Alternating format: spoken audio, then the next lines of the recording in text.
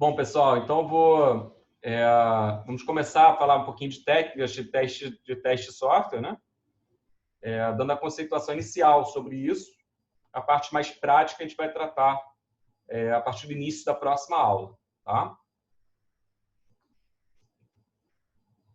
Bom, só para conceituar para vocês, a gente vai falar um pouco do projeto de caso de teste. O que é, então, esse projeto de caso de teste? Que apareceu como uma das atividades do processo que a gente acabou de discutir, né? Vocês viram lá que uma das atividades é o projeto dos casos de teste. Esse que a gente vai aprofundar agora, vendo técnicas para poder fazer isso, tá? Na prática. E conhecer um pouquinho sobre critérios de teste. O que é um critério de teste, né? Qual a conceituação disso para depois a gente ver as técnicas em si. Então, eu queria passar esse início aqui de projeto de caso de teste e critérios de teste com vocês ainda hoje, tá? Bom, aqui algumas observações, tá, importantes. O projeto de testes ele pode ser tão difícil, tá, quanto o projeto do próprio produto a ser construído. Vocês vão ver que não é uma tarefa simples montar projeto de caso de teste a partir de especificações funcionais. Tá? Envolve muita lógica, né, para você poder aplicar as diferentes técnicas. Tá? O projeto de teste é um dos melhores mecanismos para prevenir defeitos, porque quando você está aplicando as técnicas de teste, né, de projeto de caso de teste, você, de certa forma, está também revisando os requisitos e está identificando problemas neles. Então, às vezes, o projeto de caso de teste ele é tão eficaz em identificar problemas, né, quanto a própria execução dos casos de teste. Porque durante o projeto, quando você questiona e olha de forma mais crítica para aqueles requisitos, como é que a gente poderia testar isso, né, você melhora os requisitos também, né, encontra problemas na própria especificação, que acaba ajudando a pessoa antes de implementar ainda, né, que acaba funcionando como uma forma de revisão, que a gente já discutiu aí. Bom, então, o projeto de testes, o que a gente busca, né? A gente quer ter testes com alta cobertura, tá? Ou seja, que todos os elementos devem ser testados, incluindo os seus caminhos de tratamento de erro, né? Por exemplo, você está fazendo um sistema de uma máquina de autoatendimento bancário, você vai ter que testar a situação em que você insere um cartão inválido, em que a pessoa vai no caixa do banco e insere o cartão da Unimed. Tá? Não vai funcionar porque o Unimed é um cartão de plano de saúde, né? Tá? Por exemplo, sem querer fazer menções já planos particulares, mas isso era outro tipo de cartão, isso era a carteirinha da PUC lá na máquina de autoatendimento bancário, né? Vai ter um erro na leitura do cartão, né? Você tem que testar essas coisas também, né? Não só o caso que ele insere o cartão do banco, né? Coloca a senha correta, mas vai ter que testar a situação que ele erra a senha para ver se o sistema vai apresentar o tratamento devido, né?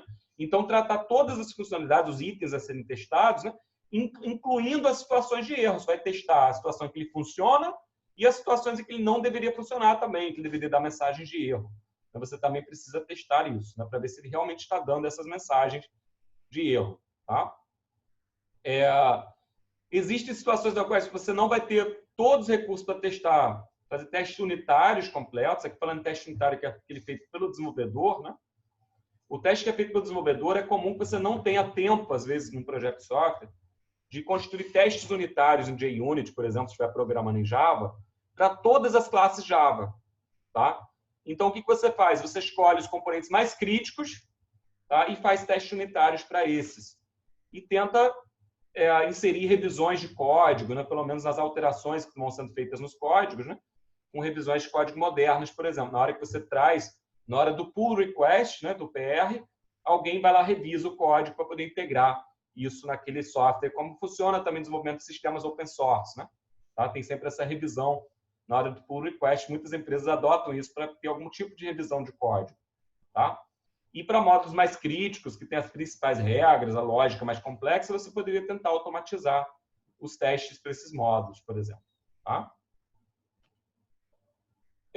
Aqui tem dois conceitos. Se vocês pegarem o livro de Introdução ao Teste de Software, que eu botei na bibliografia de vocês, né, que é do Delamaro, né, do Mário Gino e do Carlos Maldonado, se vocês pegarem esse livro, ele tem essas definições aqui. Tá?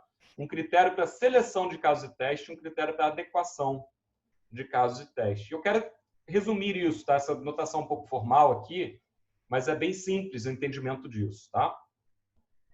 Diz o seguinte: dados um programa P, e um conjunto de casos teste T. Tá?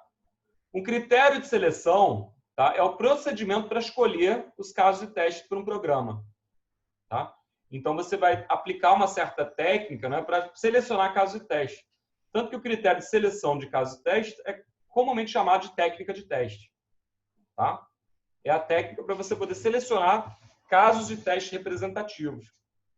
E o critério de adequação dos casos de teste, né, ele é a forma de você avaliar, tá, o seu conjunto de casos de teste para ver se eles são adequados para testar o programa P. Tá?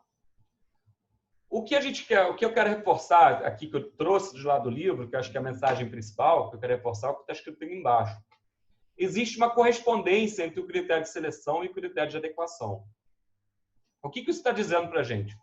Se você selecionar os seus casos de teste com certo cuidado, né, aplicando determinadas técnicas, o seu conjunto de casos de teste provavelmente vai atender a um critério de adequação, tá, de casos de teste. Tá? Então, existe uma relação, tá, entre o critério de seleção e o critério de adequação. Se você selecionar de certa forma, você vai atender a certo critério de adequação. Tá? Então, é isso que está escrito nessas duas frases aqui, um pouco mais, né, descrito de forma um pouco mais formal, como falei, tirei do livro, né, mas vocês têm aqui, dado um critério de adequação C, que é uma forma de você avaliar seu conjunto de casos de teste, para ver se ele está testando os diferentes elementos, né, com a profundidade necessária. Tá? Existe um critério de seleção que estabelece: selecione o conjunto de casos de teste T, tal que T, esse conjunto, seja adequado ao critério de adequação. Tá? Ou seja, se tem um critério de adequação C, você tem um critério de seleção que te permite selecionar os casos de teste para que eles fiquem adequados àquele critério. Ou seja, a forma como você seleciona seus casos de teste é que determina a adequação deles. É isso que está escrito aí, de certa forma. Tá? Ficou muito confuso isso, pessoal? A maneira que você seleciona seus casos de teste é que vai determinar se eles são adequados, tá, para testar o teu programa ou não. Ou seja, o que no fundo as técnicas de teste vão enfatizar são a maneira de selecionar casos de teste. Tá? E o outro aqui, consequência, né? Dado um critério de seleção, existe um critério de adequação, tá, que estabelece o conjunto de casos de teste T é adequado se ele foi selecionado de acordo com aquele critério de seleção. Ou seja, eu tenho um critério de seleção que, se eu seguir, eu produzo casos de teste adequados ao meu critério de adequação. Existe uma relação. Se eu quero um certo critério de adequação, eu tenho que aplicar um certo critério de seleção, que eu vou acabar tendo ele como resultado. Essa aqui é a questão. Por isso que a gente enfatiza o nosso, toda essa discussão de técnicas de teste, né, no critério de seleção de casos de teste. Como que a gente seleciona os casos de teste? Tá? É isso que a gente vai estudar. Como você, por exemplo, lendo uma especificação funcional de um sistema de software, né, requisitos, como que você, a partir dessa leitura, seleciona casos de teste representativos, tá, para ter um bom conjunto de casos de teste. Tá? E aí, falando em bom conjunto, né, na verdade, o critério de seleção é um método de escolha dos casos de teste. Tá? Esse critério de seleção ele deveria ser, tá, válido, ou seja, ele deveria acusar falhas sempre que existirem defeitos no artefato. Tá? Ou seja, o oráculo são as respostas esperadas. As respostas esperadas, tá, que aparecem nos casos de teste estão verdadeiras. Isso é ser válido. Tá?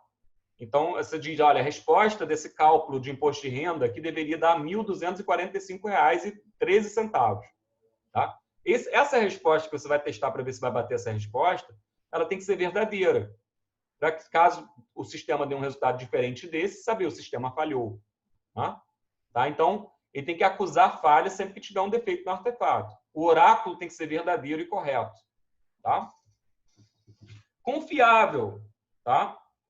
As falhas encontradas são indiferentes às escolhas, né, que não estejam explícitas nos casos de teste.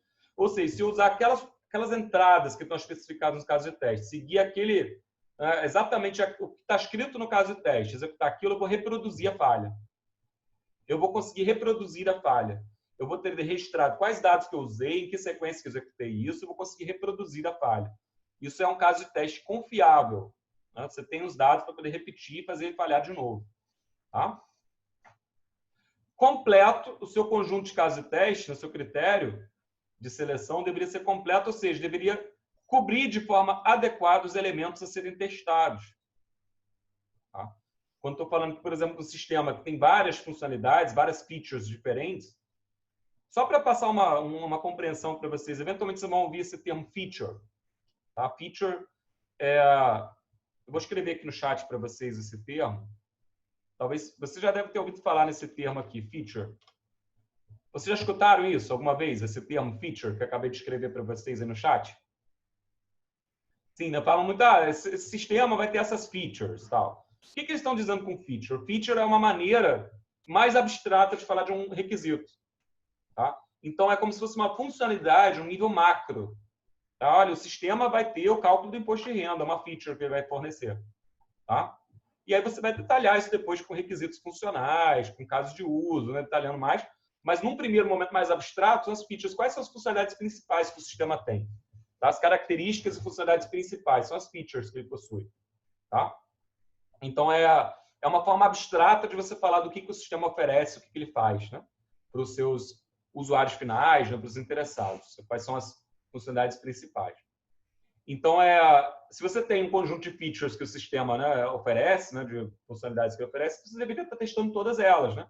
Então, tem que ter algum padrão de completeza, aí, de completeza, de você ter uma cobertura adequada, de que esses elementos, essas diferentes features, ou requisitos, ou casos de uso, ou detalhamento dos caminhos dentro dos casos, dependendo da granularidade em que você quer tratar o problema, né, mas que você esteja testando os diferentes elementos. Tá? Não adianta você ter um sistema com 30 features e você está testando duas, né, com um nível de profundidade, tá? Adequado, mas só duas, e as outras 28, né? Então, aí tem que ter alguma ambição de cobrir adequadamente o teu sistema. Além de ser confiável e válido, tem que cobrir de forma razoável as funcionalidades. E ainda assim, aí por outro lado, né, tem que cobrir de forma razoável as funcionalidades, mas também tem que ser viável. Não adianta também, vou cobrir as funcionalidades, mas eu vou montar aqui o conjunto de 1 milhão de casos de teste. 1 milhão de casos de teste vai cobrir todas as features do sistema, né? Vai cobrir, né, todos os fluxos principais, fluxos alternativos, condições de erro, né, a serem testadas. Tá? Muito bem, parabéns, mas 1 milhão de casos de teste, né?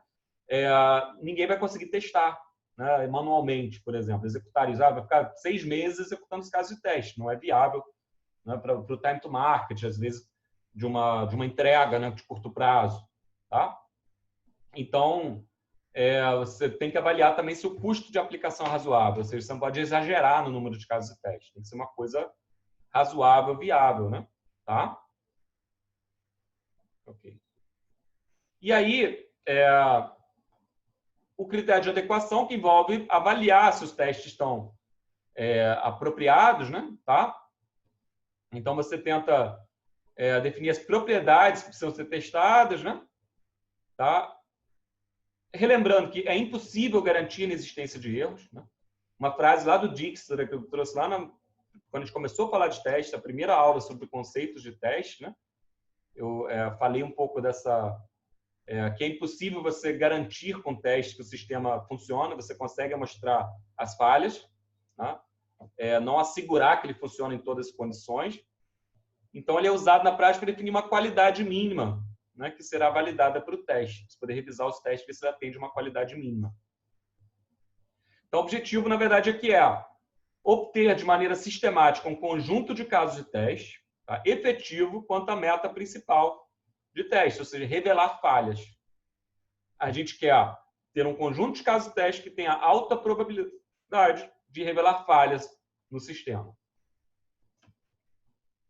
Exemplos de propriedades, para a gente poder avaliar nossos casos de teste, para ver se eles estão legais, né? Se eles estão apropriados.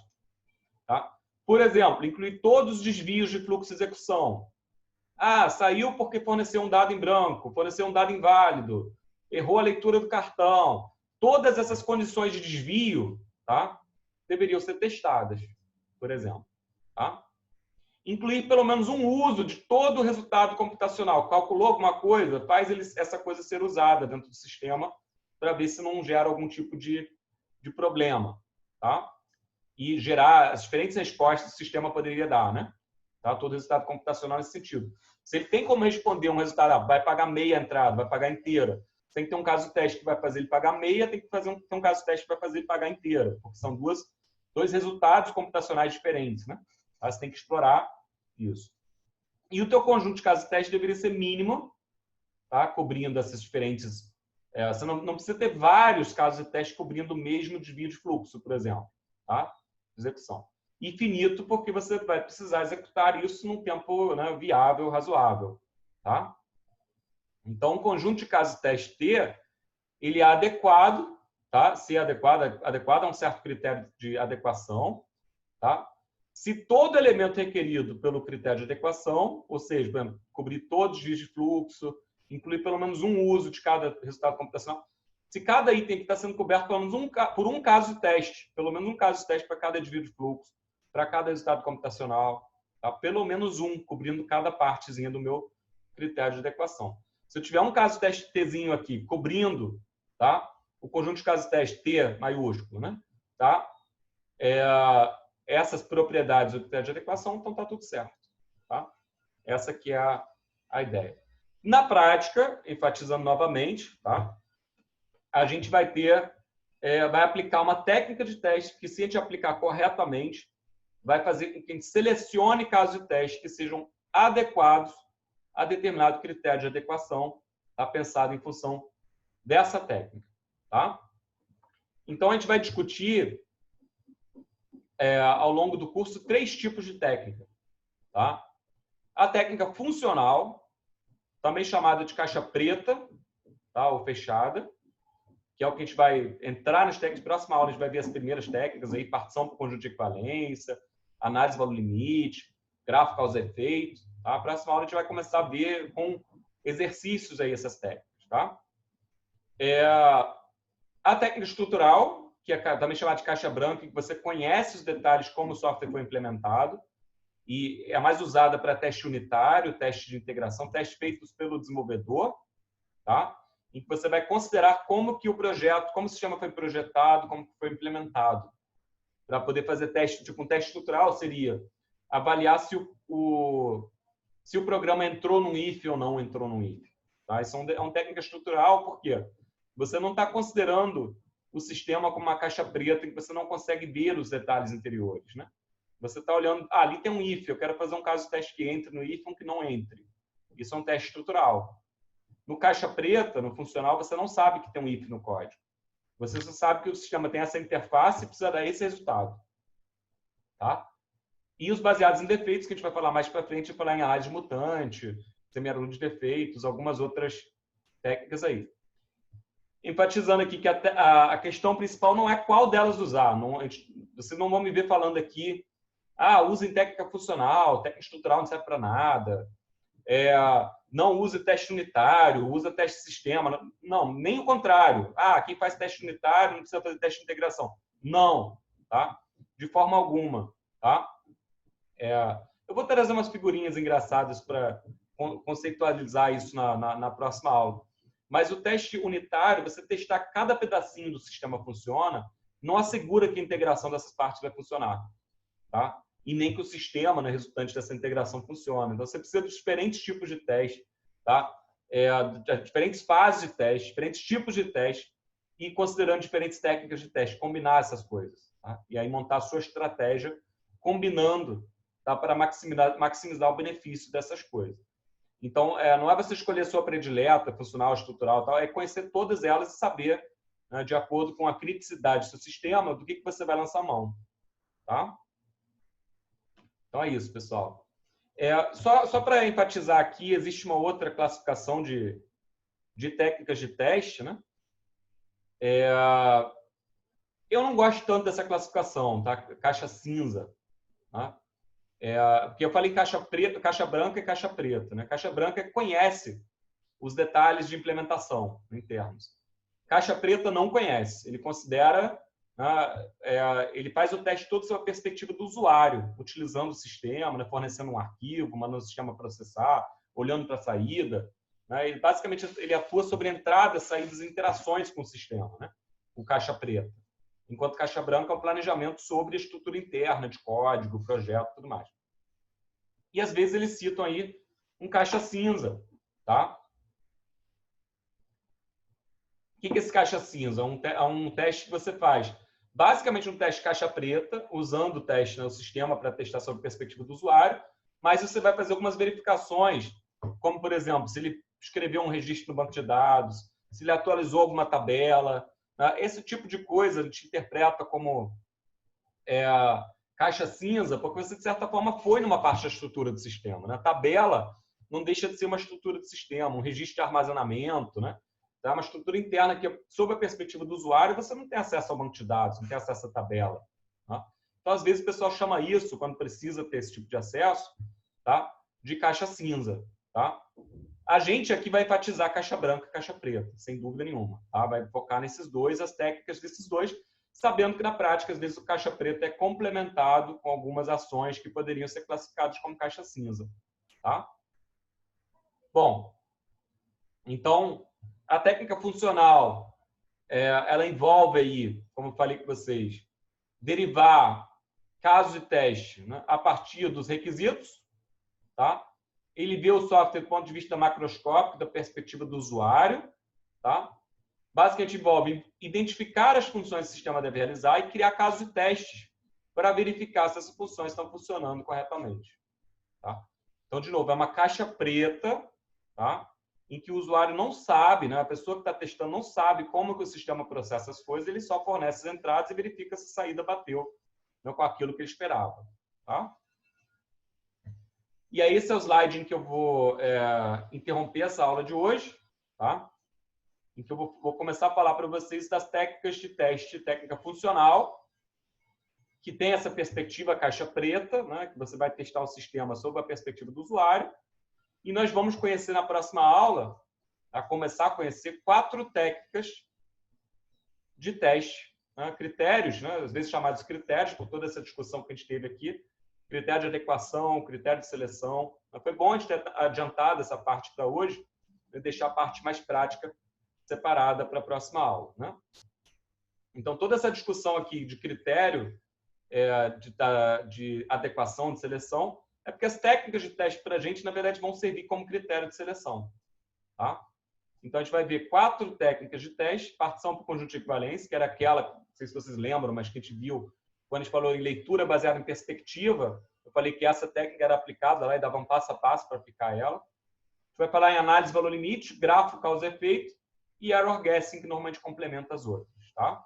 Então, a partir da próxima aula, a gente vai entrar direto nessas técnicas